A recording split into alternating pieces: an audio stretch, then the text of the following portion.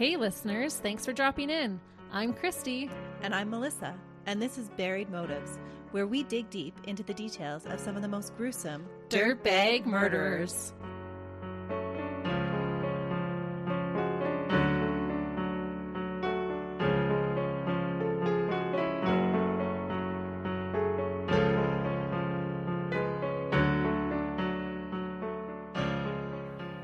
Hey listeners. Welcome back to Buried Motives. I'm so excited that you're joining us today. I have been hearing about this case since before Christmas. It's a big one, and I've been working on it for a while. It's a case I know already, but I don't know all the details. And so I'm excited for Christy to dig deep and tell them to us. And because it is a big case, I think we should just get into it.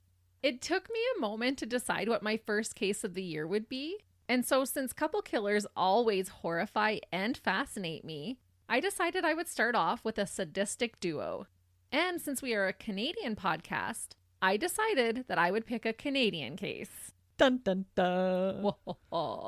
I'm guessing that most Canadians, like Melissa said, are well aware of the case I have chosen, but I'm not sure how well known it is for the rest of our listeners.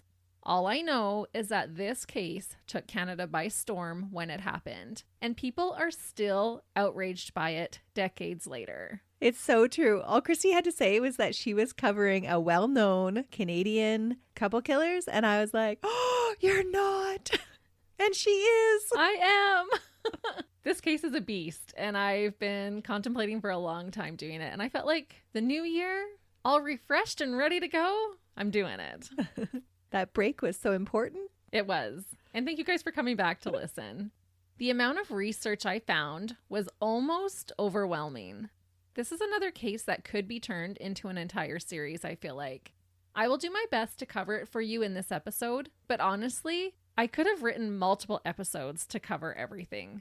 I had to make myself stop writing because I don't want you guys to be here till tomorrow listening to me. You all have things to do. This murderous couple were dubbed the Ken and Barbie killers. But believe me when I tell you, there is nothing glamorous about these two disgusting dirtbags. Paul Kenneth Bernardo was born on August 27th, 1964 in Toronto, Ontario, Canada. From the outside looking in, Paul grew up in an ideal setting. And I just want to mention, as we dive into Paul's history, that a lot of his earlier years' information was from a website called Criminal Behaviors, and a writer named Jay Sutton published a lot of in-depth articles about Paul's earlier life. Not a lot of reports about Paul go into his childhood, but as always, we think it is relevant when discussing cases like this on Buried Motives. So I'm going to include some of the information that I got from these articles. I think it's always important that if we can find the information to share what their childhoods were like. I totally agree, because more often than not, it does play a part. Mm-hmm. The Bernardo family were middle class. They lived on a nice-sized property in a nice neighborhood with a pool. They lived in Guildwood, Scarborough, which is just east of Toronto. During Paul's birth, he suffered lack of oxygen to his brain, but didn't seem to have any notable brain damage from it. He was born with a deformity on the roof of his mouth, but was otherwise healthy. He was described as an adorable, blue-eyed, blonde little boy. And I mention this lack of oxygen because some people speculate if this could have helped mold Paul into the monster he would eventually become. It would change his brain structure. I would think so. However, as we have come to learn, appearances aren't always what they seem. Paul was the youngest of 3 children. His brother David, who went by Dave, was the oldest, and his sister Deborah, or Debbie, was in the middle. The 3 of them were born within a 4-year span. Well, that's pretty quick. Mm-hmm. Paul's mother, Marilyn, began as a typical 60s housewife. It sounded like things started out okay, but then friends of Marilyn's noticed that her self-confidence began to plummet after marrying her husband, Kenneth Bernardo. She would start to say things to her friends that suggested she was just lucky and thankful that Kenneth married her. Oh, no. Marilyn volunteered as a Girl Guide leader, and Paul enjoyed the scouting program, eventually earning his Chief Scout Award. That takes some dedication. Mm-hmm. But a Boy Scout, he is not. He forgot everything he learned in Boy Scouts about being honorable, and I don't know what the code is, but strip him of his badges. Canada wants their Boy Scout badges back. Kenneth Bernardo, Paul's father, worked as an accountant and was able to provide for his family. He was well respected by his community and was considered a hard-working family man, but they always are from the outside looking in. Behind closed doors, Kenneth was abusive towards his family, his wife in particular. He abused Marilyn physically, verbally, and psychologically. He neglected his wife and demanded control of the house. To top it off, he was always in the sauce. So basically a raging alcoholic dirtbag. No wonder her confidence was tanking then. Mm-hmm. And friends said it was really noticeable, the change in her. So friends that had known her before she married Kenneth and still knew her after noticed a huge change. Yes. Or was there a particular instance in the marriage that all of a sudden she had lost her confidence? I think it was more of a gradual thing. Okay. Which it often is in an abusive situation. Mm-hmm. The kids witnessed the abuse their father inflicted on their mother, a common occurrence that I think had lasting effects on Paul and how he would come to view women. He may be a classic case of nature and nurture working together. It's always both. It is always both. As Paul's sister Debbie grew older, their father started sexually abusing her, and he wasn't shy about it. Everyone in the immediate family was aware of what he was doing. What? So much so, in fact, that he would sit beside her on the couch while the family watched a movie together and assault his daughter underneath the blanket that he placed over top of them. What? So he didn't even wait for behind closed doors. It's family movie night. Debbie, you're sitting by me. And he would assault her under the blanket while her brothers and mother were sitting in the same room, eating their popcorn, watching the movie. That is despicable. Yeah, so much so. Kenneth would also peer into Debbie's window while she changed and masturbate outside. What? A neighbor reported Kenneth once after seeing him in his car outside the house trying to catch a glimpse of his daughter. Oh, what a creep. Yeah. So this is his father. This is who he's looking up to. Reportedly, Debbie became so paranoid that she would lay out noisy items like empty cans on her bedroom floor when she went to bed so she would wake up if he entered her room. And that just broke my heart. That is super sad. I cannot imagine what message this sent to Paul and his brother. Everyone knew and no one stopped it. Knowing that your mom turned a blind eye to this type of abuse especially would solidify the thinking as a young boy that men were allowed to just take whatever they wanted sexually from whomever they wanted, and that they were entitled to be in control at all times. Yeah, you could see how that would be a thought process that he would develop. Mm-hmm. I think it impacted him more than people maybe necessarily realize. And does he talk about it later on? No, this isn't really well-known information about his childhood. Okay. And he never really takes responsibility for his actions either. So why would he say, oh, it's because of my childhood? That's true.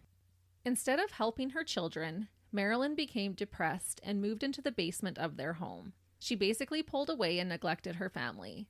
Essentially, she put her head in the sand and ignored what was happening right in front of her. Because of their mom checking out, the kids' needs like meals and clean clothes to wear were not always met.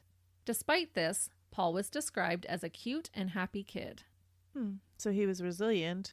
It's hard to fault a battered woman for whatever way she chooses to deal with something. Oh, it is. And I'm not bringing that up to paint her in a bad light. Just it did have an effect on Paul. Yeah, but it does have an effect on her children for sure. At around age 10, Paul began looking at pornography, likely his dad's magazines, because he couldn't have accessed it electronically at that time. And then, when that wasn't enough to excite him, he also started peeping into women's windows, just like his dad. So interesting that path that takes and how pornography leads to an escalation because you're no longer dealing with a real situation. And so you keep looking for more and more things that will excite you. Right. And often it turns to voyeurism. It's very true because they get kind of immune or numb to it. Mm-hmm. Also around age 10, Paul began setting small fires with his friends using magnifying glasses. And as we know, setting fires is one of the killer triads. Did he wet the bed too? No, this was the only one of the triad that he had. Oh, okay. At 12, Paul got his first job working at a restaurant that was owned by one of his father's friends. At 15, Paul met his first love, a pretty blonde girl whom he lost his virginity to. And I left her name out because no one, I'm sure, wants to be associated with this dirtbag. No, not at all. She would later say that Paul was super controlling during their relationship. Apparently, she left him for one of his friends, and Paul retaliated by setting fire to a bunch of her things. Oh, no. He was not happy. He was vindictive. Oh, yeah. Well, and he's been taught that he should have control and take what he wants. So she had to pay. Paul was already having a rocky start to life, but at age 15, something happened that many believe was a turning point for Paul. During an argument with his mother, Marilyn spewed out to Paul, like venom, that Kenneth wasn't his real father. Oh, no. Marilyn, feeling trapped in her abusive marriage, had an affair with an old boyfriend, and this man was Paul's biological father. And she knew that for sure? Okay. And I just thought, can you imagine finding this out at the age of 15 in a loving way by your mother, let alone in a vindictive way that was meant to hurt you in the spur of the moment? Yeah, that's unkind. And you could see how that would have lasting effects. Yeah, because now he's been shooken, finding out at 15 that your father is not your biological father. And not just any dad, but one that's so abusive. Was there any reports that Paul was physically abused as well, or was it just the girls? I didn't find anything saying that he was. Okay. Or that his brother Dave was. I don't know, maybe they could be, but I did not find that information. Needless to say, Paul's relationship with his mother deteriorated after this. No kidding. He started referring to her as it and would call her a slut and a whore to her face. She retaliated by calling him derogatory names for a child without a father and told him he was a child from hell. Oh, no. So you could see how this would shake his foundation, because he's finding out that his dad isn't his biological father, and now he has no relationship with his mother. Why is his mom being such a terror? I don't know. She's probably feeling like you're turning just into Kenneth, right? Oh. He's been caught peeping in women's windows and setting fires, and she's probably like, no, I'm done. I don't know, not to make excuses for her, but yeah, maybe it wasn't the kindest thing that she could have done, that's for sure. Yeah, totally. People were generally unaware of what was happening with Paul and in his home. He was a teen camp counselor at one point and was described as, quote, kind, gentle, and helpful to children. That's eerie. It is. If later I found out what he goes on to do and that he had been my kid's camp counselor, that wouldn't sit right with me. No. On the outside, he was a good-looking guy. He was clean-cut, looked like he came from a good home. He did good in school and had a way with the ladies. Girls were typically attracted to Paul. He seemed to be a bit charismatic. Isn't it disturbing to think that the skills that he learned as a camp counselor would later be used to lure in victims? Ooh, that is a creepy thought. Yeah. Yeah, he's definitely a manipulator, and he's just good with people, which allows him to get away with his crimes for a long time. At age 17, Paul graduated from Sir Wilfrid Laurier High School and started to enjoy the nightlife at bars. He learned that he could convince women to sleep with him if he told them the right lie. Oh, we don't like liars. No. Liars are dirtbags. Yes. Melissa's last case was a Class A liar, and we did not like him. In 1983, at the age of 19, Paul enrolled in the accounting program at the University of Toronto, Scarborough campus. He started talking to his friends about wishing he could have a virgin farm where he would have a bunch of women wanting to have sex with him. Who were all virgins. Yes. In 1985, Paul's father was arrested for peeping into women's windows. Allegedly, he was arrested for molestation as well, but from what I could tell, nothing right away came of these charges. So he's peeping in on more people than just his daughter at this point. Yeah. And there's a molestation charge. Ooh, so he's taking it that one step farther. Yeah. Like you said with the pornography, pretty soon it's not enough to do it to his daughter. He has to branch out and do it to others. And then pretty soon it's not enough to watch. He has to touch. Exactly. Interesting. And this isn't Paul's biological dad. So you can kind of see that it is more nurture than nature in this case. Could be. And this arrest is happening at a pivotal time for Paul. He's only like 21 at this time. Paul would date a lot of women, and some of them at the same time. Some of these women would claim to the police that Paul was controlling and rough with them. He enforced violent sex with his partners. An ex of his best friend even had to take out a restraining order on him due to him making repeat obscene phone calls to her. What? So it wasn't even his ex. He was just getting back at her for breaking up with his friend, to the point that she had to take out a restraining order. That's taking it one step too far. Mm-hmm. The first obscene phone call is too far. It's good to stick up for your friends, but that is too far. Yes. Doesn't even involve you. No. Yeah. I think he just wanted any opportunity he could to harass a woman and be controlling. Mm-hmm. And remember his own ex-girlfriend, he set all her stuff on fire. So is this his first criminal charge then? I don't believe he was even charged. There was just a restraining order out on him. Okay. And some of the ex-girlfriends had also made claims, but nothing really happened from it. So no record as of yet. Right. In 1987, Paul was smuggling cigarettes across the Canadian-U.S. border on a regular basis to earn extra money, a thing he would continue to do even after graduating and working as a junior accountant at Price Waterhouse in Toronto. Seems like such a random thing to do. Right? Smuggling cigarettes? I guess they're that much cheaper in the States. Maybe. Was it hard to get cigarettes in the 80s? I don't know. Also in 1987, at the age of 22, Paul would escalate his violence towards women. He committed his first rape on May 4th. He attacked a 21-year-old woman at a bus stop. Just randomly. Mm-hmm. Just could not control himself anymore. Right. Laying in wait to find a victim. And he waited and saw this 21-year-old woman getting off the bus, and he raped her. So he went and actually planned to take somebody from this bus stop. Or was he just there, saw the opportunity, and took it? It sounds like in all of them, he lays in wait. Like he has the thought or the urge, and I'm going to go on the hunt and find someone. And I'm going to pick the victim. Right. And then mere days later, he raped a 19-year-old woman in front of her own home. 2 months after that, he attempted to rape a third woman also at a bus stop. That would have been terrifying to live in that area at that time and hear about all these rapes going on. Oh, yeah. And we're just getting started. By some horrendous glitch in the universe's system, on Saturday, October 17th, 1987, Paul met a young woman named Karla Homolka. And I just feel like it's too bad that the earth didn't just open up in that moment and swallow the two of them up at the same time. Yeah. What these two do together is so crazy. It really is. They happened to be at the same hotel at the same time, the Howard Johnson Hotel in Toronto. Karla worked at a veterinary clinic and was attending a veterinary conference at the hotel. The two were both with friends when they met at the hotel bar. It was said that Paul and Karla hit it off immediately. They talked all night and really connected. One thing led to another, and soon they went up to one of their rooms and did some connecting that didn't necessarily involve talking. And two dirtbags find each other. Yep. It's a sad day when that happens. Paul was 23 and Karla was 17. In Canada, Karla was considered over the age of consent, so it wasn't illegal for them to get together sexually.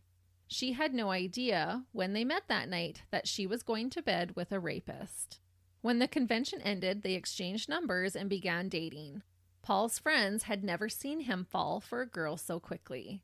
The articles that I referred to about Paul's earlier life suggested that perhaps the reason Paul fell for Karla so quickly was due to her personality meeting his high dominance personality. So was she super submissive then? No, she was also more of a high dominance personality. Oh, okay. That makes sense because I was like, how does that happen then later on? No, and I think it excited him because she wasn't submissive and she was into all the weird stuff that he was into sexually. Right. So he had met his match. Exactly. Karla Leanne Homolka was born on May 4th, 1970 in Mississauga, Ontario. Karla was born to Carol and Dorothy Homolka. Carol Homolka, Karla's father, was a Czechoslovakian immigrant and worked as a traveling salesman. I couldn't find very much information on her mother, Dorothy. She has understandably tried to stay out of the media. I don't know how you would ever handle your child turning into one of these dirtbags. Oh, no. And I actually say that in my next paragraph here. Karla was their firstborn child. And I feel like it is always so baffling to me how a couple can bring a baby home from the hospital and then years later realize that their baby girl, whom they love so much, is a murderous scab to society. Yeah. Karla had two sisters, Tammy, who was 5 years younger than Karla, and another sister. The other sister legally changed her name 3 years after the crimes of her sister, so I decided to respect her wishes and not mention her name at all. Yeah, let's give her some privacy. Yeah. By all accounts, Karla had a decent childhood. She was perceived as beautiful, she was smart in school, and was very popular. Karla absolutely loved animals and started working at a veterinary clinic right after she graduated from high school. Paul was also considered a looker, and so the media later coined these dirtbags the Ken and Barbie killers. It was as if people couldn't believe that conventionally attractive people could be so unbelievably ugly and vile on the inside. Which is just so shocking to me, because how many serial killers are actually, they are attractive. Like, I'm thinking of other serial killers like Ted Bundy, who is considered attractive as well. Mm-hmm. And they use that to their advantage to lure people in. And that's the thing with dirtbags. They usually don't look like trolls under a bridge. They look like your neighbor. They look like your uncle. They just look like regular people. Yeah, it's so true. Some of them might look like a troll, but a lot of them don't. I always find it interesting that we find it so shocking that somebody attractive can be like that. Yeah. And then when somebody not so attractive, we're like, oh yeah, he looks like a dirtbag. Yes. I watched this video of, there was a guy, it was probably a TikTok. He was going around showing people pictures and he's like, who would you be most scared of to be in an alley with? And they showed like Jeffrey Dahmer and then some guy who looked like he'd been through the ringer. And they're all like, oh, I would be more scared with this guy. And they would rather spend their evening with Jeffrey Dahmer. Yeah. And almost all of the times, like they would pick these killers. And of course, I knew who these killers were in the pictures. And I'm like, no, don't pick them. Wrong one. That was a mistake. Just remember, looks can be deceiving. You listen to your gut. Mm-hmm. The beginning of Paul and Karla's romance could be described as a whirlwind romance. They immediately started dating, and Paul would travel a few hours one way to visit Karla a couple of times a week. They spent every moment they could together. It was clear to those around them that the pair were in love and obsessed with one another. And had it only stayed with one another. Yes, we wouldn't be talking about them. Nope. One day, Karla's friends found handcuffs in her bedroom, and Karla openly admitted to them about the kinky games the two of them liked to play in bed. Paul was excited to have someone who was open to his darker sexual desires. Even though Paul was 6 years older than their daughter, Dorothy and Carol approved of their eldest daughter dating him. They thought he was a catch. He was a charming, good-looking guy with a bright future ahead of him as an accountant. 2 months after meeting and dating Karla, Paul raped a third victim, this time a child. Did Karla find out about this? No. How did she take it? Karla didn't know about this. Oh, okay. He attacked a 15-year-old girl on December 16th after watching her get off a bus. Police had no idea who the crazed man was who was attacking young women and children, but the media gave him the name the Scarborough Rapist. Exactly a week later, he raped again. He stalked and attacked a 27-year-old woman. During the assault, he threatened her with a knife. He was so clearly escalating his deviant behavior because now he's bringing in a weapon. Yeah, and he's just out of control, like Yeah. getting quicker and quicker and just so brazen about where he's attacking these women. Like, it's not he's pulling them into dark alleys. He's attacking them at bus stops where other people could be. Yeah, he's just so brazen with it. And this is why I think he has way more victims than what are recorded. Mm-hmm. Because during these times where nothing is happening, I think things were still happening. I don't believe that he just would cool off for a few months and then attack again. And attack again a few days in between one another. In March the following year, 1988, the Metro Police created the Scarborough Rapist Task Force to try and capture the pervert attacking women in the Scarborough area. Paul continued to rape his fifth and sixth victims in the following months. A 19-year-old getting off the bus, and an 18-year-old 10 miles outside of Scarborough. So much for the task force. Mm-hmm. And you would think they would be stationed At bus as stops? as many bus stops as they could, but I guess there's probably a lot of bus stops. There's a lot of bus stops in Yeah. Scarborough. On October 4th, Paul tried to rape another victim. This woman was thankfully able to fight him off and get away, but not before sustaining stab wounds on her thigh and buttocks. She required 12 stitches. Oh, and this time he actually injured her. He's not just threatening anymore. No, he cut her while they were fighting. In November, Paul starts cheating on Karla with a woman who lives in Toronto and succeeds in raping his seventh victim, an 18-year-old in her parents' own backyard. He is clearly on a sex-crazed, violent rampage at this point. Can you imagine in your own backyard? No, You think you're safe in your own home. you should be safe in your own home. Oh. And he's dating Karla, who's willing to do all these deviant sexual things with him, and he's cheating on her with another girl, and it's still not enough. So what is that called? He could be a sex addict, but I think a lot of it for him is control. Paul decides to take a break for Christmas, but then 2 days after the festive day, he strikes again. This woman gets away by screaming for her neighbors to help her. In 1989 and 1990, Paul continued to attempt and rape more women. By May of 1990, he raped a 22, a 15, and a 19-year-old, bringing his tally of official rape victims to 11, not counting his attempts. And those are only the ones that we know about. Right. Which, like I said, I believe there's way more. Because some of his victims managed to escape his evil claws, police were able to come up with a fairly decent composite sketch of the dirtbag known as the Scarborough Rapist. Unbelievably, Paul's friend was the one to see his picture plastered all over the news and decided to call the police. The one that he had called his ex-girlfriend for? I'm assuming so. There's only one friend that his name keeps coming up in almost everything, but I'm not 100% sure if it's that friend. And I didn't want to include his name because, again, I feel like what a hero. The bro code ended with rape, right? Like, you're a rapist, I'm breaking the bro code and turning you in. Right. On November 20th, 1990, police brought Paul in for questioning. They spent 35 minutes interviewing him, and Paul freely gave them hair, saliva, and blood samples for testing. What? My guess is that his confidence of not getting caught grew so large that he didn't even feel threatened to give police his DNA samples. And this should be the end of the story, right? Yes. They have all that connection to him. Yeah. Police have his DNA, right? He should be arrested, found guilty, and thrown in the slammer, right? Yeah, for 11 rapes. Yeah. Well, not exactly. His DNA kit would be set on the growing pile of DNA kits to be processed for 2 years. No way. There were allegedly 130 samples submitted just for the Scarborough Rapist alone, not to mention all the other samples for other cases that were backlogged. They didn't have the same technology that we have today either, and perhaps because Paul gave his DNA so freely, police may have considered him low on the suspect list. Well, I could see that happening. But it sat there for 2 years.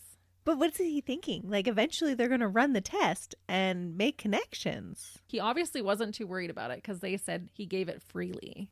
He's way overconfident. But it probably did help him because they're not worried about him. They didn't put a rush on his kit. All they have to go off of right now is his buddy says, yeah, he kind of looks like this guy, the sketch. That's it. During his time as a rapist, Paul continued his relationship with Karla. On December 9th in 1989, just 2 years after meeting, Paul and Karla took a trip to Niagara Falls together. It was there that Paul proposed, and Karla said yes. Why would she ever say yes? This just boggles my mind. Here's this rapist. Well, I guess she doesn't know he's a rapist, but has she figured out that he's stepping out on her? Well, allegedly, she was yet to be aware of his deviant behaviors. However, this ignorance is bliss state would not last long. So at this point, I don't really think she knew what he was doing. Oh. Logically, you would think that after being interviewed by police, one might be a little spooked and lie low for a little bit. Paul was too much of a dirtbag to do this. Paul had moved in with the Homolkas and became obsessed with Karla's youngest sister, Tammy. Tammy was only 15 at the time. Ugh, it's so sad. It's going to get rough, you guys. Paul wanted to be able to peek in on Tammy without her knowing to watch her undress. Allegedly, Karla helped Paul do this by parting her little sister's window coverings so he could get a better view from outside. It was also reported that Paul would sneak into Tammy's bedroom at night and masturbate while he watched her sleep. And so this is after they're married. No, they're just engaged right now. And she stays engaged to him. Yes, and helps him. Yeah, I don't understand why she's helping him. She's not committed to him yet. No. Run. And that's the thing. And that's what a lot of people, when she later, and we'll talk about it, but when she later claims that he had a hold over her and that kind of stuff, we're not so sure. I believe she was a willing participant. And he just somehow was able to talk her into it. I just don't know how you do that to your own little sister. Yeah, to anyone, let alone your little sister. Who you're supposed to protect. But it just gets worse. As Christmas approached, Paul told his fiancée that he wanted something she couldn't give him as a present. When she asked what that was, he answered, saying it was her virginity. He was upset that Karla wasn't a virgin when they met. Remember his virgin farm fantasy? Mm-hmm. He told Karla that the next best thing would be to gift him her sister's virginity. Oh, because that's hers to give. And Karla agreed. What? It's so ridiculous that I have to laugh. Like, it's not a laughable matter, but that is just ridiculous. It is. Seriously, what the actual heck? This blows my mind. I have always been so protective of my younger sister and cannot even fathom this behavior. I just can't. Like, can you imagine our husbands coming and asking us to give someone else's virginity to them and help them? Yeah, no. No, that's not the gift you're getting, honey. He must have been so manipulative to talk her into that. Yeah. She's like, okay. He probably made her feel guilty about not being a virgin when they met. And I wanted your virginity so bad. And I guess Tammy's will do. It's ridiculous. It really is. It just blows my mind. Like you said, they're not married. Like, she has no legal connection to him. And even if she did, that's still not a reason to. Mm-hmm. But she has some outs still. 2 days before Christmas, on December 23rd, 1990, Karla decided to let Paul have what he wanted for Christmas, her little sister. Karla didn't want Tammy to be conscious during the attack, so she brought home Halothane and Halcyon from the animal clinic that she worked at to use on her sister. And I probably said them wrong. I haven't heard of those drugs before, but I'm not a veterinarian, so. They're not for human consumption. The pair waited for the Homolka parents to go to bed and then invited Tammy to stay up and have some drinks with them. And she was probably so excited about that. Being 15, she would have been so excited that her older sister invited her to party with them. Yeah, that's literally what I have written next, that she would have been so excited for that, to stay up late and drink with her soon-to-be brother-in-law and her sister. And from what I could tell, Tammy and Paul had a good relationship up to this point. She obviously didn't know that he was spying on her and sneaking into her room. I'm surprised she wasn't getting creepy vibes from him, though. It's hard to believe that somebody who does that many disgusting things isn't sending off a total creep vibe. No, but he's the opposite. He's a manipulator and he's charismatic and he draws women in. Mm-hmm. I read 2 different accounts of how they drugged Tammy to make her drowsy. They either crushed up the Halcyon and put it in her spaghetti or spiked her rum and eggnog drink with it. Karla then applied a rag that was drenched in halothane over her sister's nose and mouth to ensure she would stay unconscious during the attack. Paul got his Christmas wish, and he raped 15-year-old Tammy Homolka while Karla watched. When he was finished, he invited his bride-to-be to join in on the fun and assault her sister as well. Karla decided to get in on the action and sexually assaulted Tammy. No. She did. Tammy's parents were fast asleep upstairs as this was happening, and to make things even worse, these 2 little dirtbags decided that they should videotape the entire attack so that they could rewatch it later and get more sexual enjoyment from it. Oh, probably while they were having sex. Yeah, a trophy essentially, and you're probably right. They probably used it for that.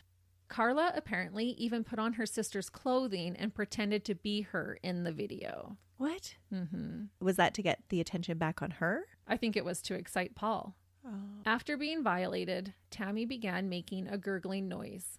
She started to foam at the mouth and vomit. Tammy started to choke on her own vomit and stopped breathing. Karla and Paul quickly tried to clean up and hide any evidence before calling 911 for help.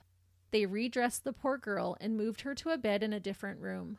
Some reports claim that they tried to resuscitate her until paramedics arrived. Tammy was pronounced dead upon arriving at St. Catherine's General Hospital. My guess is that she had died before they even called 911. Paul and Karla told the police and hospital staff that the 3 of them had been up drinking together, and eventually they fell asleep. They said they woke up to hearing Tammy choking on her vomit and tried all they could do to save her. Somehow everyone, including Karla's parents, believed this hogwash. There are multiple reasons why this shit had never flown with the authorities, and especially with the hospital staff. First, Tammy had extremely large chemical burns on her face from the halothane-soaked rag that Karla held to her face. How did they explain those away? The burn was over a large area and were a dark blood red color. The drugs that Karla stole were animal strength and not meant to be used on humans. To explain away the burns, Karla told everyone that when they tried to help Tammy, she sustained rug burn to her face from them dragging her on the carpet. And I have to question, wouldn't a rug burn and a chemical burn look largely different in nature? Oh, absolutely. They would look so different. And how could you ignore the fact that it was just over her mouth and nose? Yeah. And it was kind of on the side of her cheek. Like she was laying on her side, it looked like. And so it was her whole cheek area and then up around her mouth. But none on her forehead or anything like that. No. Not on the tip of her nose where, yeah. No. And the burn didn't disperse on the edges like a rug burn would. You know how a rug burn will look kind of scratchy? Mm-hmm. It was so infuriating. If you looked at the photos of the burn, it's so clearly not made by carpet. And how did the hospital staff not realize that? Well, you wouldn't be expecting it, for one thing. It clearly looks like a chemical burn. And I'm not an expert. But you're looking at it with the knowledge that this person was murdered. Okay, wait. I'm going to show you the picture. You're a nurse. Let's see what you think. I'm trying to think. In the moment, it would have been super dramatic. You know, they're bringing this 15-year-old in. I bet you her sister and Paul are behind them crying. The family's crying. Do you just accept the story as is? Okay, does that look like a rug burn to you? No, totally does not look like a rug burn. Definitely not a rug burn. Not even a little bit like a rug burn. No. That's so large. Like it looks like every part is completely burned that it touched. Mm-hmm. Like I said, there's no dispersing on the edges. Yeah. That's not a rug burn. And how do you get it up by your high cheekbone and then down on the other side of your lip? Yeah. Very strange. I don't know how they missed it. Yeah. So that was the first thing, the burn. Second, if an autopsy had been performed, police would have known that Tammy had been drugged. Third, if her body had been inspected at all, they should have found evidence that would have suggested the young girl was sexually assaulted. And so Tammy Homolka's death was ruled an accident. They just bought Paul and Karla's story that they were drinking. Yep. Accidental, my butt. Mm-hmm. Not so. Which is so sad because everything after that could have been prevented. These two dirtbags could have already been in jail. Exactly. There has been debate over how involved Karla was in the crimes that her and Paul committed together. But this next thing I'm about to tell you seals the deal for me and leaves no room for doubt how sadistic Karla was during this and future attacks. During her sister's funeral, whom she helped rape and essentially kill, Karla placed a photograph inside Tammy's casket before she was buried. This seems harmless, but when you see the picture that was later retrieved, it was a picture of Karla and Paul leaning into one another with the biggest smiles on their faces. And in the picture, Paul is holding his hand up like he's waving hello. Why would she do that? This to me feels like the biggest insult to injury. Literally, like a taunt, making sure that her sister is buried with a picture of the two of them saying hello forever. Well, it's like claiming her. Yeah.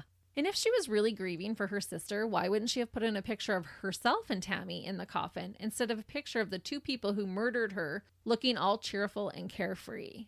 Yeah, that's so wrong. Maybe you need to see it to understand, but it honestly couldn't be a more sinister picture under the circumstances. And so I gave kind of a spoiler alert here too. Tammy's body is later exhumed. And that's how they find the picture. Yeah, and that's how they find the photo. And at that time, Dorothy and Carol instructed police not to put the picture back in the coffin when she's reburied. Which seems right. Yeah, absolutely. There are also reports that state that Paul was seen caressing Tammy's long blonde hair while she laid in the open casket. So he walked up to her and was rubbing her hair. Soon after Tammy is laid to rest, Paul and Karla decided to move out of the family home and get their own place. They wanted to give the Homolka parents space and time to grieve. They moved to Port Dalhousie and rented a cute little bungalow. They happily continued life and wedding planning like nothing had ever happened. They didn't feel any remorse. Mm-mm. Like anything in Karla's actions that show that she was the least bit sad over her sister's death. She probably cried at the funeral and that kind of stuff. But when you're actually putting in that picture at the open casket at the viewing, to me, that does not speak to remorse. Well, it doesn't even seem like they're even trying to keep up appearances of being saddened. Yeah, I don't know. I assume that they are. But even people who saw him like stroking her hair, oh, he cared about her so much. Not that he was a creepy pedophile. No, nobody suspected that he had basically ended her life with Karla. Considering the first time they tried to rape someone together and that person happened to die and that person was one of their sisters, you might think that they would call it quits.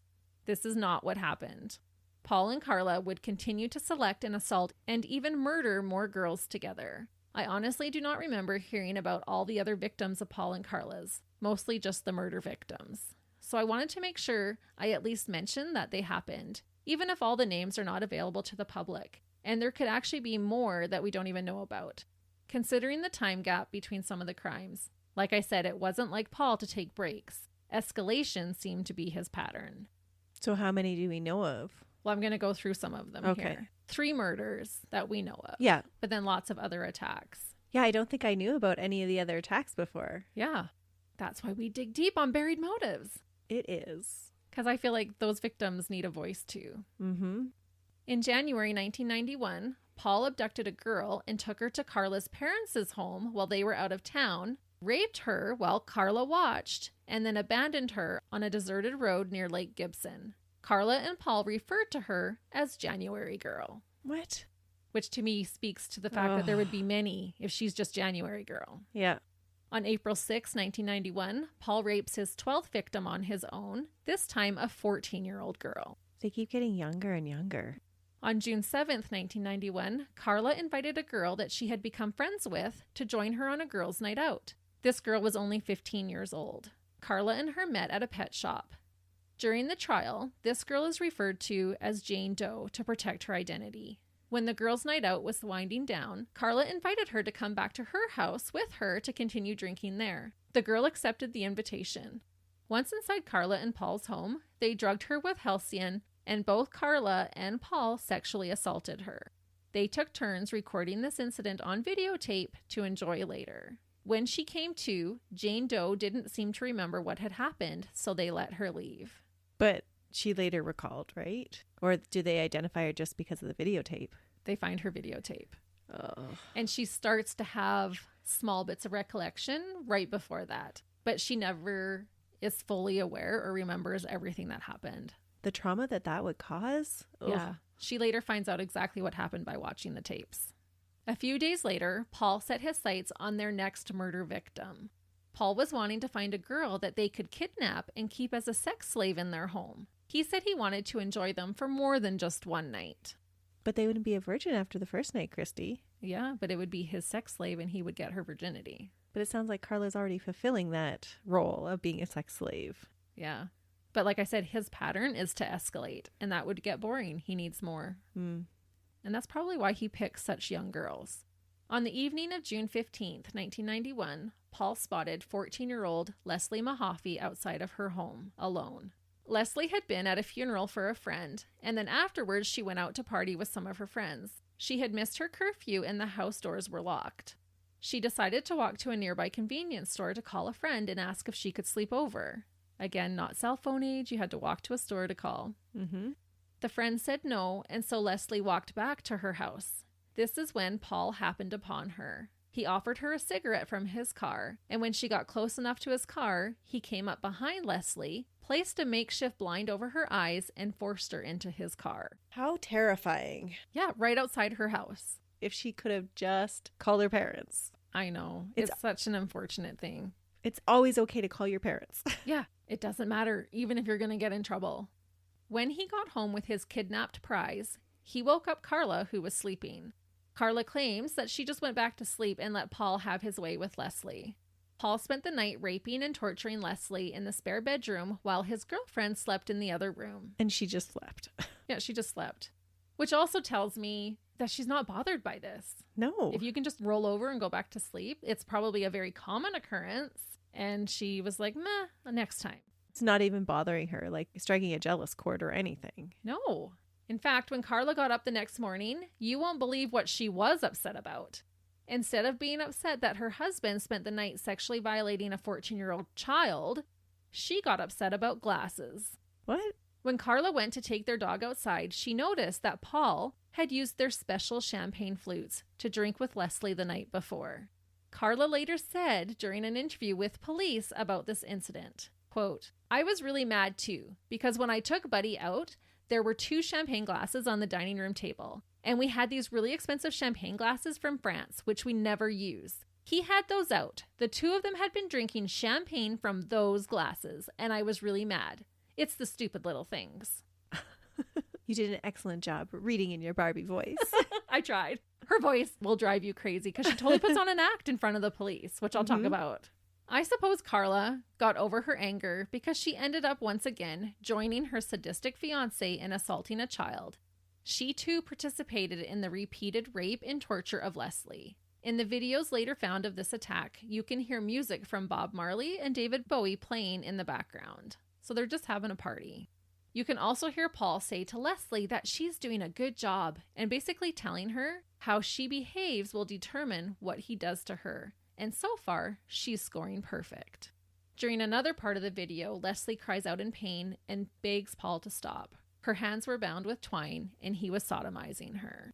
Oh, she wasn't drugged during this. She had had some drugs. She was forced to drink a lot of alcohol, but they had kept her for a long time. Mm-hmm. So they didn't keep her drugged and intoxicated the whole time. In between torturing Leslie, they gave her a teddy bear to hold. Which is so disturbing. Dirtbag pedophiles. Absolutely. And the things that I mentioned are just really the tip of the iceberg. Like, they really sexually torture these girls. Leslie had been held captive for over 24 hours with these two dirtbags. Because her blindfold had been removed, Paul told Karla that they'd have to kill her. She could identify them. I personally think he had every intention of murdering her before he even kidnapped her. And a little side note, Paul would later say it was Karla's idea to kill Leslie, not his. So neither of them take responsibility ever, which just makes this that much more maddening. Paul grabbed an electrical cord and choked Leslie to death as Karla watched. She later said, quote, "He went over to her and did the same thing. He strangled her more, and I think I watched that time, 'cause what the hell, she's dead anyway." No, it matters. Yeah. I'm sorry. You don't just think you watched your boyfriend strangle a girl to death with a cord. You know for an absolute if you just watched that or not. Like, oh yeah, I think I saw him do that. And she was saying, like, in the context with that was that he had strangled her and then he went back and strangled her again to make sure. And that's when she's like, oh yeah, I watched the second time because she was already dead, so it didn't really matter. No, you didn't. You watched both times. You watched that girl die. Oh.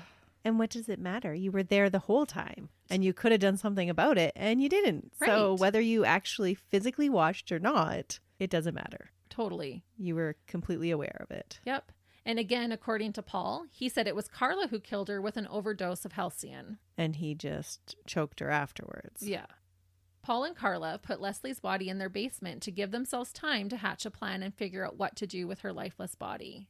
There are rumors that they had Karla's family over for dinner that night with Leslie's body laying in the basement. Ooh, that's a disturbing thought. Mm-hmm. And one account that I read said that Karla had to stop her mom from going in the basement. Her mom was going to go in the basement and she had to prevent her from doing so. The next day, the two of them decided that it would be best to get rid of her in pieces. They used Paul's grandfather's circular saw to dismember her and then encased those body parts into individual cement blocks. Paul bought 12 bags of cement from a local hardware store and still had the receipt when finally arrested, which was used as evidence against him. Once the cement was set, they took the blocks and dumped them into nearby Lake Gibson. 2 weeks after first kidnapping Leslie, Paul and Karla were married on June 29th, 1991. Karla wore a big poofy dress fit for a 90s princess, and Paul looked like her Prince Charming. Their wedding was so much like a fairy tale that they even rode through their town in a horse-drawn carriage. It just seems so wrong. And it was like 2 weeks to the day after they had abducted her. The killer couple, now joined in wedlock, appeared like a young couple in love with the whole world ahead of them. Many family members and friends joined them in celebrating their union. And it turns my stomach to think of everyone clapping and gushing over these two newlyweds who had just murdered their second victim earlier that same month. It's just hard to fathom. It really is. Because you think of young kids getting married and you're excited for them and you're happy for them and you want the best for them starting this new life together. Mm-hmm. Having no idea the things that they've done or are about to do. This next part really blew my mind too. On the same day as their wedding, while they are enjoying their elaborate wedding festivities, Leslie's remains were found by people on Lake Gibson. Her dental appliance helped authorities identify who she was. Part of me feels like this coincidence is too much. Was this Leslie's way of speaking from her watery grave? Did any of the guests find out about the discovery of a young girl's body parts during their wedding? did guests talk amongst themselves about how horrible it was what happened to this girl without realizing that they were, in that very moment, at the killer's wedding, breaking bread and taking pictures. Oh, Christy, those are disturbing thoughts. I couldn't get it out of my brain. I could not imagine. No, the same day. And I even thought, did Paul and Karla find out, and did it make them excited or nervous? I bet you they were excited. Yeah, this is so much for my brain to unpack with this happening. I want to believe it was her speaking from her watery grave. Yeah. I'm going to show up on your wedding day. Hopefully it haunted them. I hope so. Karla was probably annoyed. Oh, she's taking the spotlight off my day. Sorry, we all know how I feel about her and him. Either way, if Paul and Karla knew or not about Leslie's remains being found, it didn't stop them from living it up on their honeymoon. Karla later said that during their honeymoon, this is when Paul admitted to her that he was the Scarborough rapist, and she didn't appreciate him ruining her special date with that information. Oh, poor Karla. Yeah, you already know he's a murderer. You've seen him cut up a girl's body with his grandpa's saw, and now you're upset that he's the Scarborough rapist because he told you during your honeymoon? Well, you only get one honeymoon, Christy. I guess. It just sits so poorly with me because there's so much video with them too. Like there's video of them on their honeymoon, and I can't remember where they went. It was somewhere tropical, but he puts like a lei around him and he's like, oh, my first lei of the honeymoon. I just got laid. And he's making all these kind of sex jokes, and you just want to punch him in the face. Oh. Not long after returning from their honeymoon, the newlyweds invited Jane Doe back to their home on August 10th and did the exact same thing to her that they had the first time. They did it another time. They did it a second time. They're like, oh, that was good. Let's bring her back. And she didn't remember the first time, so... No, so she went. This time, the girl vomited and started choking mid-rape. Karla did call 911 and the girl survived, but didn't really know what had happened. Before the ambulance arrived, Jane Doe started breathing again, so Karla called 911 back and canceled the ambulance, meaning no one came who could have possibly suspected foul play. Oh, no. Mm-hmm. And that would have linked that to her sister. Had they had two calls where the two of them were partying, both girls choked on their vomit, like that would send off red flags for sure. You would hope so. I mean, thankfully, Jane Doe started breathing and was able to go. But it's unfortunate that they didn't show up anyways just to check and make sure. And she doesn't remember anything from the second time either. No. On March 29th, 1992, Paul stalked and followed two sisters in his car. The sisters drove to their parents' house and quickly got out to write down the creep who was videotaping and following them's license plate number. Unfortunately, they wrote the license plate number wrong, and Paul wasn't connected to the incident. Apparently, though, one of the sisters later ran into Paul while out running errands. She tried to follow him home, but he lost her. She was able to correctly write down his license plate number this time, but the information was lost at the police department and nothing ever came of it. There are so many times that they could have caught these people. Yeah, and I do talk about this a little bit later, but there is a full-blown investigation how the police handled this case. Because so many times it could have been stopped. On April 16th, 1992, Karla and Paul go out on the hunt together to find another victim.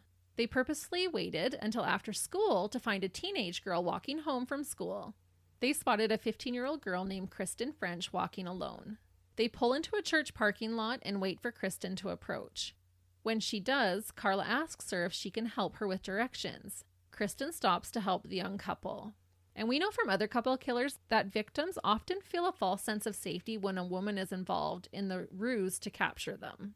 Karla gets out of the car and places a map on the hood of the car for Kristen to help her. So she's going to be leaned over looking away from where Paul is going to come from. Exactly. While Kristen is showing Karla where to go on the map, Paul gets out of the car and forces Kristen into the car by holding a knife to her. They make her sit in the front seat so Karla could control her from the back seat. I believe she was like grabbing her by her hair and that kind of stuff, so she couldn't move. There was a bit of a commotion, and later onlookers said they noticed something happening but thought it was just kids fooling around. So people could kind of hear stuff going on, but Paul and Karla are young. Kristen looks young, and they just thought it was kids goofing off. How important is it for us to teach our kids, like, what to scream? Yeah, you scream fire. Yeah. Again, Paul wanted a sex slave, so they took Kristen back to their home to hold her hostage and violate her in every way possible. Kristen is held at their home for 3 entire days. Just like with the others, they repeatedly rape and torture her. When Paul is away, Karla tries to be nice to Kristen by making small talk and giving her a stuffed animal to cuddle. She later claimed that they were becoming friends. What is with all these stuffed animals? They know that they're torturing young girls, like they're teenagers, young teenagers. So Karla has at least some knowledge or recognition that these are children. Yeah, and that they're upset, and she's Yeah. trying to become friends with her when Paul's running errands and things like that. And, well, I'll give her a teddy bear to comfort her. But as soon as Paul gets home, I'm going to help rape and sodomize her. Ugh. It blows my mind. Paul and Karla take turns recording themselves raping Kristen.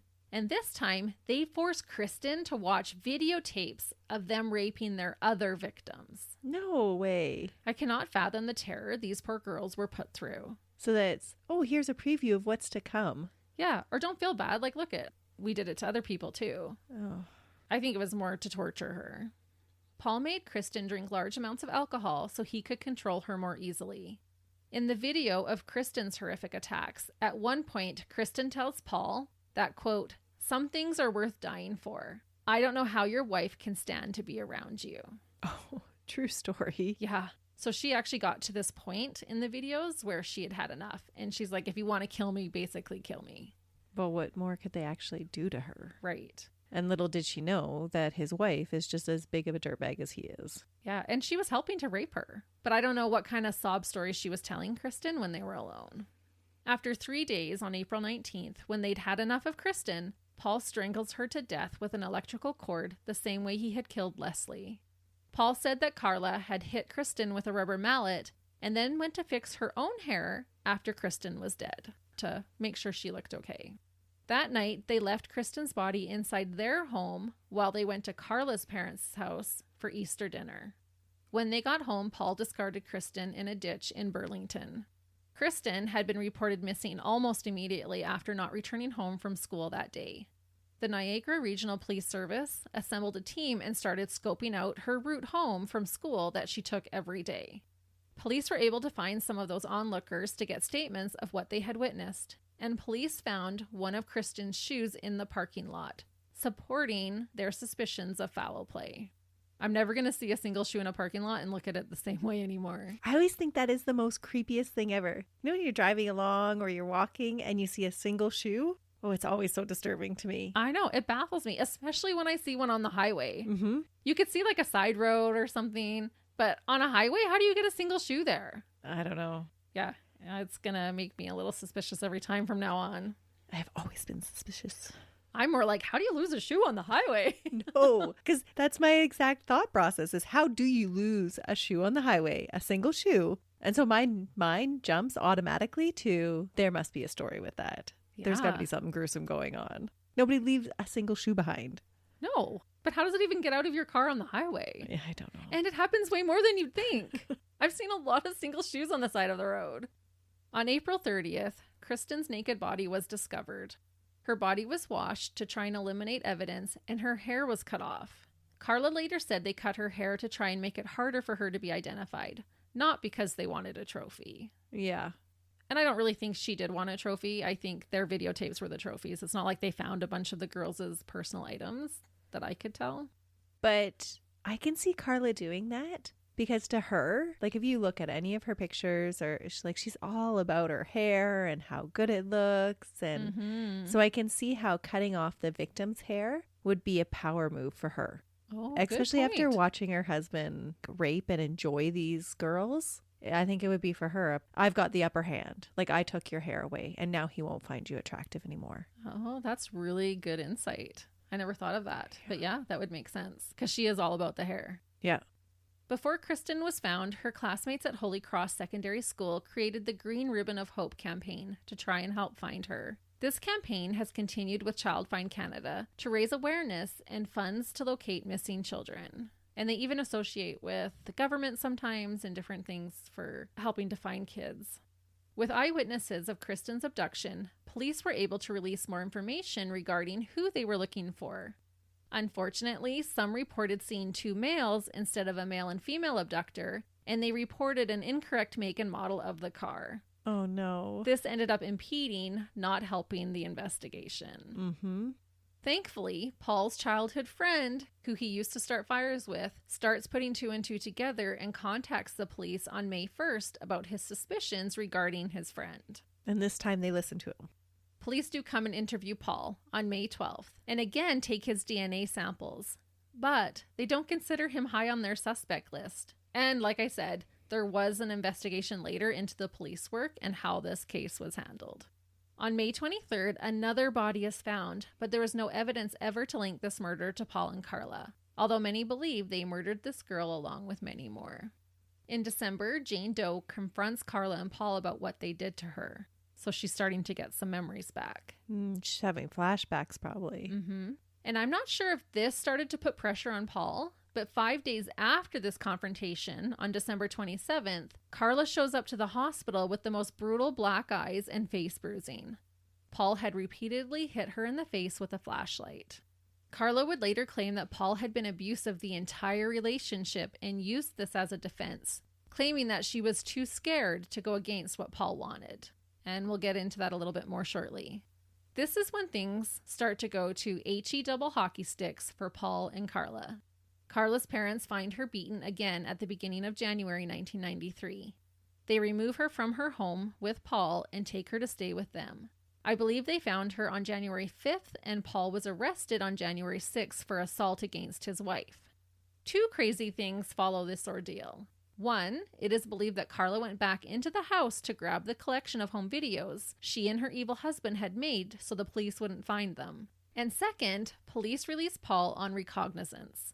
And if you aren't sure what released on recognizance means, or an ROR, it's when someone who has been arrested makes a written promise that they sign agreeing to show up for future appearances in court in exchange for freedom while they await trial. They also agree to refrain from engaging in any further criminal behavior during their court-issued ROR. Nearly a month later, on February 1st, 1993, Paul's DNA results are finally completed from years earlier that were taken in connection to the Scarborough rapist case. Paul was, of course, a match. It took them that long. Yes, over 2 years. Ugh. And a little side note with that, the rapes had miraculously stopped in Scarborough when Paul moved in with Karla. The sad part of this is that if these results had come forward earlier, his later crimes possibly could have been prevented. Interestingly, Paul's disgusting father was convicted 1 week later for sex-related charges in Scarborough. He is later given 9 months in jail and 3 months probation for sexually assaulting a woman. And this is why I said Paul getting caught years earlier only possibly could have prevented his future crimes. We've talked about it before on our podcast, but sexually related crimes are not given nearly the appropriate punishments in North America. And they're the hardest to reform from. You see your greatest number of reoffenders in sex crimes. Yeah, most of them don't even do any time. The next day, Karla is brought into the Metro Toronto Police Department for questioning about her and Paul's involvement in the recent assaults and murders. On February 17th, Paul is arrested for the rapes and murders, and the next day, he is taken to Scarborough to be charged on multiple accounts regarding his sexual rampages there. On February 23rd, police find the videotape of Jane Doe. She later sees the tapes and has no recollection of what exactly happened to her. At first, police thought the tape was of Kristen. 3 days later, Karla is arrested. What happens next is referred to in Canada as the deal with the devil. Karla is offered a reduced sentence for her part in the crimes in exchange for her testimony against her husband. At this point, police believe she is a battered wife and was only going along with the crimes out of self-preservation. And this is why I think deals should be able to be reneged on if the correct information or all the information wasn't shared. Exactly. Yes, because they find out stuff after the fact. The day after this, Karla requests an official divorce from her husband and the details of her plea bargain get underway. Karla basically had two options. She could be charged with 2 counts of first-degree murder and take her chances, or testify against Paul and serve 12 years for 2 counts of manslaughter. She decided to take the deal. 12 years. That is so sad. Yeah, and this is why Canadians are still outraged over this case. On May 17th, 1993, Karla takes police to their home to show them the main areas where they assaulted Leslie and Kristen. They are able to collect DNA evidence to prove that both girls were inside the house. So the places where she was saying we were assaulting them, they did find DNA there. This is also when police find the leftover cement and receipt. But she hasn't said anything about her sister yet. No. You can watch video of Karla walking the police through their home and of her testimony. What you see on these tapes, to me, supports the idea that Karla is as guilty as can be. She dresses up like an innocent little schoolgirl and talks all high-pitched. And this is not how she normally dressed or spoke. So she's putting on an act. Oh, yeah. She's like, "Excuse me, officers." Like she's talking just all little girlish and all sweet. Because at this point, they're thinking she's a battered woman. Yeah. So she's trying to sell that story. Yeah, I'm so shy and timid and quiet. Meanwhile, the reason why Paul was attracted to her was because she was none of those things. Exactly. Her complete disregard for the monstrosity of their actions is so apparent when, as they're walking through the areas of their home where they torture and killed these two people, Karla begins asking the police about her material items. She questions them about where they took her furniture and where all her perfume samples went. She was like, "Oh, they were like really expensive perfume samples and I would like to know where they are. Am I going to get those back?" And she's all worried about her perfume because they're expensive. Meanwhile, she's walking them through a house and showing them evidence of murder. Yes, and torture and rape. Ugh. And at one point, she even stops and points at a book on the floor and asks if she can take the book with her because her sister wanted to read it. She's just like, "Oh, excuse me, officer, is it okay if I take this book on the floor because my sister really wanted to read it? Or do I have to leave it?" And he's like, "No, you have to leave it." And she's like, "Okay." There's no record of her having any learning disabilities or mental deficits, right? No, none at all. So this is all completely an act. It's totally an act. And it's just showing her selfishness. She's not worried about what they're there for. She already knows she's getting a deal. She's like worried about her thing. She wants her perfume back. Oh my goodness. And I think it's really funny, not really, but haha, how she cares about how her still living sister wants to read a specific book. But she didn't care if her littlest sister wanted to be raped and murdered or not. I'm guessing not Karla. Yeah. And she doesn't even have enough respect to be like, and this is what happened to my little sister. Mm-hmm. She does eventually. Yeah, but she's spilling all the beans now when it's to her favor, but not all of the beans. Right. And you're worried about a book? This is not what you should be worried about right now. The day after the home walkthrough, Paul is charged with multiple accounts regarding the kidnapping, torture, and murders of Kristen and Leslie. In the meantime, Karla is let out on bail provided by her parents. Oh, that is just so awful. Mm-hmm. They put their home up as collateral. Because they don't know what she's done to their other daughter. Exactly. They think she's this victim. Because they remember they found her beat up. So they do know that Paul has been beating her. Was that part of the act, though? I've always wondered that.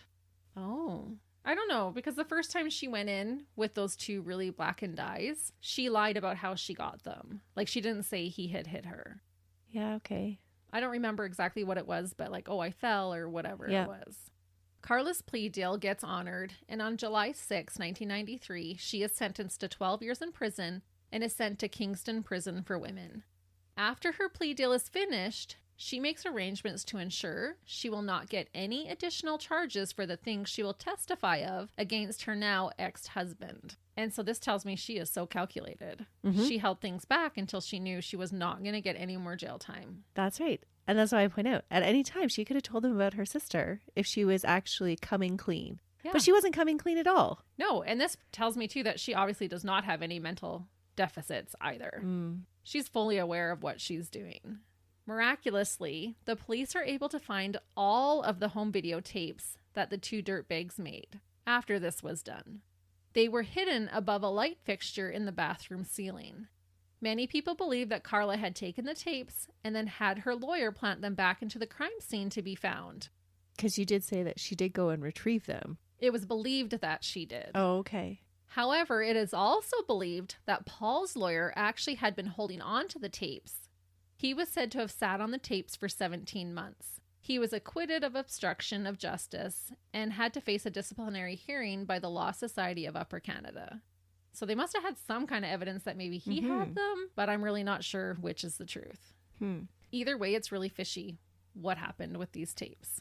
These tapes were described as being horrific beyond measure. The authorities had to watch the tapes, but the jury were only made to listen to them. The video footage was too brutal to subject them to. At least there was that forethought to protect the jurors. Yeah. So, like, why are these tapes all over the place? They weren't all over the place. What had happened is they had just found one tape. So one tape had been left behind or was in a different spot, and that was of Jane Doe. Okay. Police didn't find the tapes for like 17 months, and then they were found in the ceiling above the light fixture. Right. So that should have been checked at the first walkthrough of the home, the first inspection. Yeah. How were they just found 17 months later on another investigation? That seems very odd. Yes. And that's why there's so much speculation, I think, about the tapes. They believe that the tapes weren't there. Either Karla had them in her possession or Paul's lawyer had them in his possession. And then either one of them, whoever had them in their possession, had planted them back in the crime scene? Yes. For what purpose? Well, for Karla, it would have been to incriminate Paul, right? She's already gotten her deal if she was the one who had done it, because it was like the next day after her deal was finalized. The tapes show up. Oh, maybe it was her that hid them there. And then after her deal was like, okay, and this is where you can find the tapes. Yeah. There was more speculation about it. It all seems very fishy. It is very fishy. Like there's lots of discussion. Like we could talk almost an episode about the tapes. Oh, okay. What's on them, where they were, what happened, because there's so many theories about it.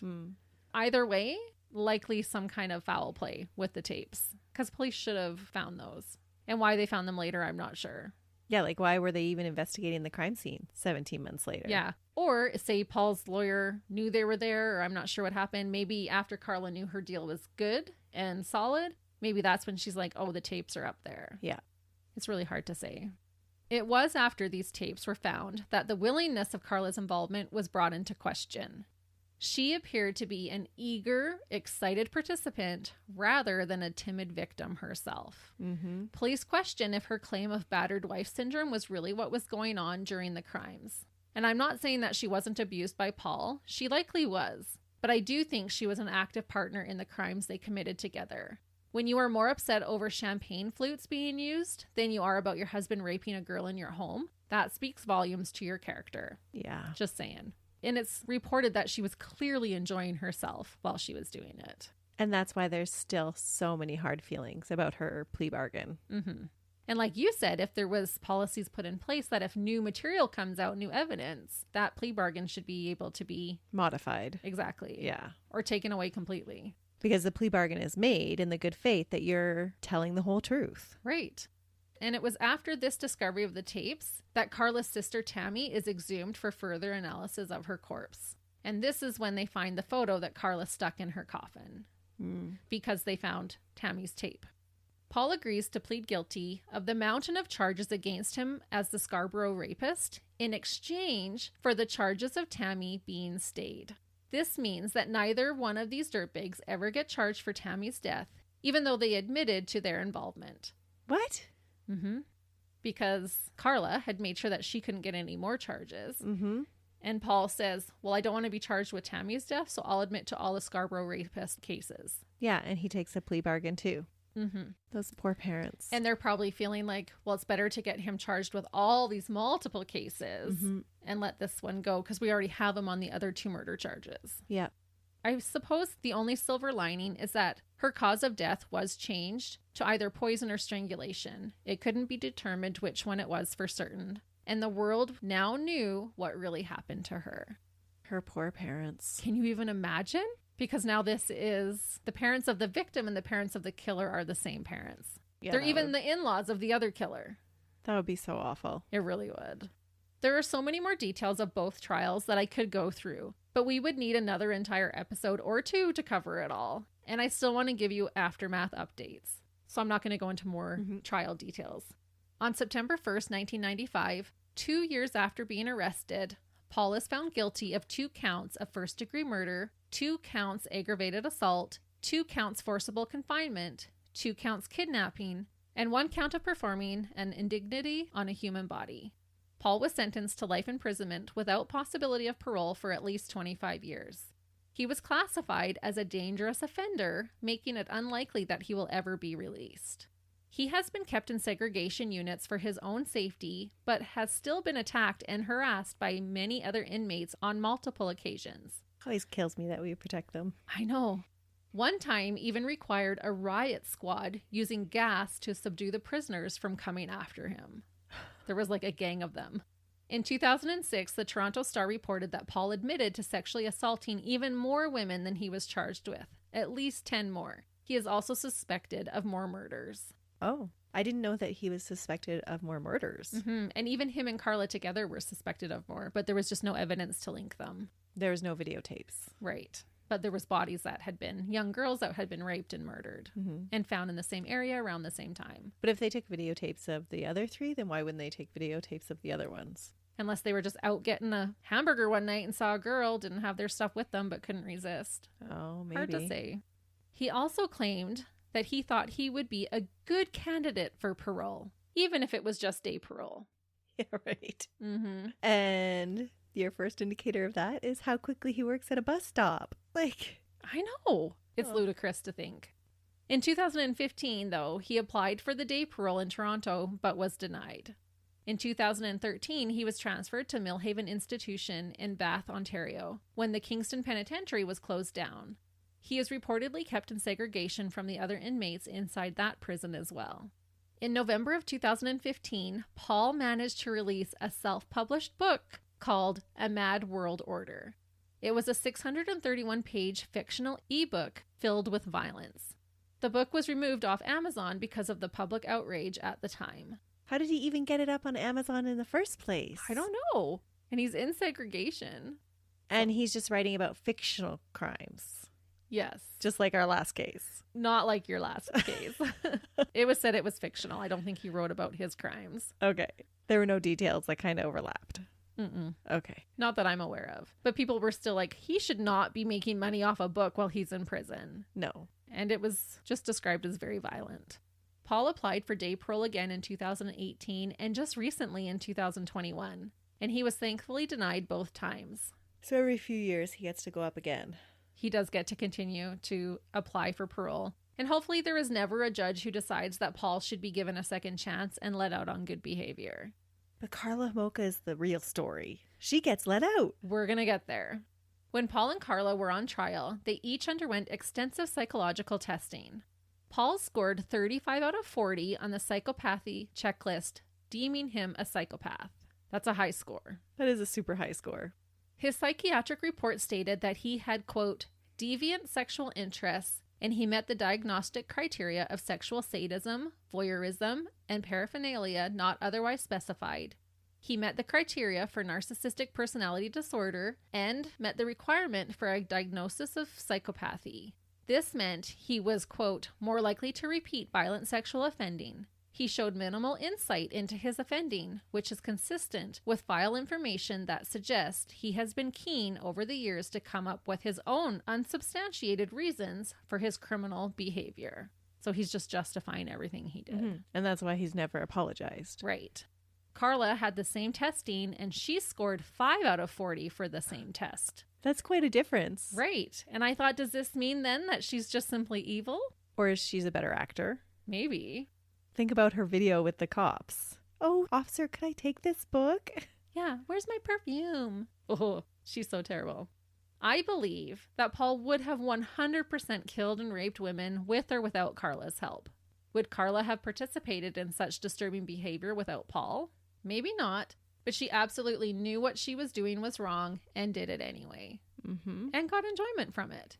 While in prison, Karla graduated with a bachelor's degree in psychology from Queen's. That seems to be what they always study in jail. Is psychology. Yeah. Yeah. Probably to try and beat all the tests. Maybe. Or to try and figure themselves out. Maybe. Or, oh man, think how successful I'd be as a psychologist after going through all this, all the insight I'd have. In 2005, on the 4th of July, Karla was unconditionally released from prison after serving her 12-year slap on the wrist. Canada was, and I believe a lot of them still are, outraged over the deal that Karla got and the fact that she is a free woman. Many people feel strongly that she should be locked up the same way that Paul is. Karla seemed to display many narcissistic tendencies and reportedly never showed real remorse or accountability for her part in the crimes. She blamed Paul for everything. And even for her sister's death. Mm-hmm. It's one thing about a stranger, but she murdered her sister. Yeah. Your little sister. And not to have any remorse over that? No, it was all Paul's fault. That's so cold-hearted. I don't know that they were intending to kill Tammy. No. But they cleaned up and got rid of the evidence before they called 911. They were responsible for her death. Mm-hmm. They killed her. Karla moved to Quebec and tried to legally change her name to Emily Tremblay, which was denied permission to do so. And Tremblay is one of Quebec's most common surnames, so she obviously was wanting to just blend in. Mm-hmm. And I think she has kept a low profile, hasn't she? A little bit. She did for a while, but at one point the community does find out who she is. Oh, okay. Subsequently, she has been known to go by Karla Leanne Teal, and Leanne Bordelis. That's interesting. This next part might surprise you. It surprised me. Karla ended up marrying and having children with her lawyer's brother. What? Seriously. How did those two meet? Did he work at the law firm too? I don't know. Or did her lawyer be like, hey, bro, I got this real catch of a girl I want to introduce you to. Like, how did that happen? She only has 10 more years in prison, but once she's out, you guys are gonna knock it out of the park together. Yeah, she's just a murderer and a sexual sadist, but go for it, bro. Oh, that's weird. Right? Her lawyer's brother. Or is her lawyer been like, no, don't? Or did her lawyer totally believe her little story about having to go along with it and being the battered woman, and because he had to sell the story? True. And her stuff was said and done before the tapes came out, but she served 12 years. He knew and would have seen those tapes. That's disturbing. As her lawyer, he would have watched them. Well, I guess how much control do you have over who your brother marries? But still, you think you would have some really strong objections. If that was my brother, I would get charged with kidnapping because I would be tying him up in my basement so he couldn't marry her. And it would be worth it to go to jail for that. And I'm honestly not sure if they've remained together. Some sources, it didn't sound like they had, but I'm not sure. They were married and had kids. Wow. They could still be married. I'm not sure. I wonder what it would be like to be her kid. Can you imagine finding out something about this, about your mom? Yeah. But I'm sure she has told her kids the same story, that none of it's her fault. Mm-hmm. I did what I had to do to survive. And maybe they would even look up to their mom like a hero. No way. I don't know. Can't imagine that. I don't know. Look what a strong mom we have. She was able to like get through all this and change her life. She's done her time. Yeah. Technically she has, right? Mm-hmm. The child-mother bond is a pretty big one. Yeah. Part of Karla's release agreement included that she was forbidden to interact with people under the age of 16. At one point, the public became livid when they learned that Karla had been volunteering at her children's school. But as far as I could tell, no criminal action was taken against her. Probably just a warning given. Oh yeah, and the whole thing just leaves a bad taste in your mouth. And one thing I wanted to point out, I don't know if any of our listeners listen to Morbid, but I was listening to a listener tales that they have, and on this episode of their listener tales, someone had written a story about later finding out that they were in a mom's group chat with Karla and had shared personal information with her after she was released and had started a family. So the entire group chat was mortified when they found out who she really was. Oh, no. But I guess if you are trying to turn your life around, then you have to be doing some of these things that people are so horrified that she's doing. She was allowed to get married and have a family. Mm-hmm. But these other moms were like, we were sharing, like she knew where we lived. We were telling her things about our kids. Like, yeah. And it would just feel like a deceit, right? To find out later. Yeah. In pop culture, there have been a plethora of movies, TV shows, and documentaries made based off this case. There was one movie in particular where the man who played Paul said he later regretted playing a man like Paul and asked his fans not to watch the movie. So I won't even mention the name of it. But he was like, this isn't a quote, but he was basically like, this guy is so disgusting that I wish I hadn't played him. Even the things that he had to portray in the movie, he regrets. That says a lot, actually. It does. And I want to include something personal about each of the murder victims to remind us of the loss that took place during the reign of terror at the hands of Karla and Paul, not to mention the trauma that has been inflicted on the surviving victims. Tammy Lynn Homolka was an avid lover of sports. She loved to play soccer, but also was involved in cross-country running and track and field. She was a grade 10 student at Sir Winston Churchill Secondary School in St. Catharines when she was murdered. Leslie Erin Mahaffey was a grade 9 student at M.M. Robinson High School in Burlington, Ontario. She was really close to her younger brother, Ryan. She was described as vivacious and funny. She loved baking and reading and wanted to be a marine biologist. Kristen Dawn French was described as sweet, smart, friendly, and loving. She was athletic and won awards for ice skating and was part of the Holy Cross Secondary School's girls rowing team. She was an honor student and was always helping others. And that is the story of two of Canada's most selfish and deviant dirtbags who delighted in sexual sadism and left destruction and chaos everywhere they went. The incredibly putrid and heartless Paul Bernardo and Karla Homolka. Two murderous dirtbags. It's almost an understatement to say that. Yeah. There were so many details of that case that you shared that I hadn't heard before. Yeah, I learned a lot while researching this case, to be honest. Interesting. Because we often hear about the 3 murder victims, but not everybody else. Yeah. Or at least not as much about everybody else. Even Jane Doe, I hadn't heard about her till I had started researching. Or just how early he had started raping people. Mm-hmm. Wow.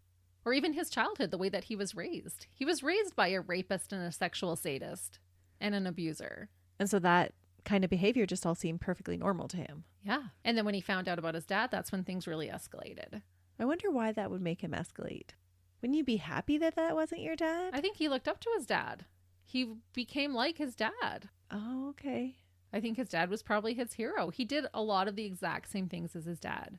Right. Yeah, I guess. I Right? didn't see it that way. I was thinking like, your dad's a dirtbag, so you would automatically recognize your dad's a dirtbag and not want to be like him. But No, I think instead he went the other way. Yeah, I think he put his dad up on a pedestal because he started from a young age. I'll look at dad's porno magazines. Mm-hmm. I'll peep in at women like dad did. I'll masturbate watching women. I'll do all these different things. And then his dad at the same time was being charged with sexual assault. That's crazy. And it's nice that you shared a little bit about each one of them because I find sometimes we can get wrapped up in what the dirtbags details are and sometimes forget that these are actual people that they are committing these atrocious crimes to. Mm-hmm, for sure. And I wish I could have covered all of the victims, but I didn't even bring this in here, but there was a publication ban during parts of the trials. So a lot of those names weren't even released. Probably at the choice of the victims. Yeah. And I think that's probably for the best with them. Mm-hmm. But we always hope here on Buried Motives that we can help be the victim's voice, even in a small way. Yeah, to tell their story. Mm-hmm. But that's it for me this week. And I know Melissa has another case already in the works for us for next week. Until then, See ya. bye.